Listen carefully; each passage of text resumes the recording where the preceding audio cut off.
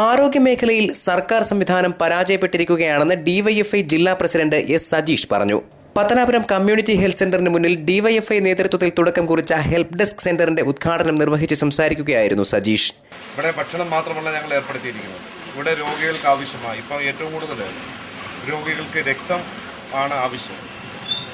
ഈ രക്തം കൊടുക്കുന്നതിന് ഒരു ടീമിനെ ഞങ്ങൾ ഡിവൈഎഫ്ഐയുടെ വളണ്ടിയർമാർ തിരഞ്ഞെടുത്ത ടീമുണ്ട്. ആ സഖാക്കൾ ആവശ്യമുള്ള രക്തം ഞങ്ങൾ കൊടുക്കുന്നുണ്ട്. IMA ബന്ധപ്പെട്ടുകൊണ്ട് ഡിവൈഎഫ്ഐയുടെ ജില്ലാ കമ്മിറ്റിയുടെ നേതൃത്വത്തിൽ 30 പേരടങ്ങുന്ന ഒരു ടീമിനെ ഒരു വില്ലേജ് കമ്മിറ്റിയുടെ നേതൃത്വത്തിൽ ആ ടീം ബ്ലഡ് അവിടെ വെച്ച് തന്നെ കൊടുക്കുന്ന ഒരു സ്ഥിതി ഞങ്ങൾക്ക് ഏർപ്പെടുത്തിയിട്ടുണ്ട്. അങ്ങനെ 10,000-കണക്കിന് മാരകമായ ഈ അസുഖം ബാധിച്ചിട്ടും കേരളത്തിലെ സർക്കാർ സംവിധാനം ഇന്ന് ദുർബലമാക്കിക്കൊണ്ടിരിക്കുകയാണ്. ഇതിനെ ഒന്ന് സംരക്ഷിക്കപ്പെടാൻ ബാധ്യതയില്ലാത്തൊരു സർക്കാരായി കേരളത്തിലെ ഉമ്മൻചാണ്ടിയുടെ സർക്കാർ മാറുകയാണ്.